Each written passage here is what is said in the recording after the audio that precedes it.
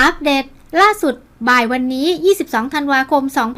2567 พายุดีเพรสชันบริเวณฝั่งตะวันตกของประเทศไทยเริ่มเคลื่อนเข้าใกล้บริเวณประเทศอินเดียและหย่อมความกดอากาศต่ำกำลังแรงเริ่มทวีกำลังแรงขึ้นบริเวณทะเลจีนใต้ตอนล่างใกล้กับเกาะบอร์เนียวสภาพอากาศของประเทศไทยในอีก 15 วันล่วงหน้าจะมีฝนเกิดขึ้นทั้งหมด 4 ภาคติดตามรายละเอียดได้ที่ความกดอากาศสูงหรือมวลอากาศเย็นจากโมเดลของ ECMWF ในช่วงบ่ายวันนี้มวลอากาศเย็นกำลังอ่อนจนถึงปานกลางยังคงแผ่ลงมา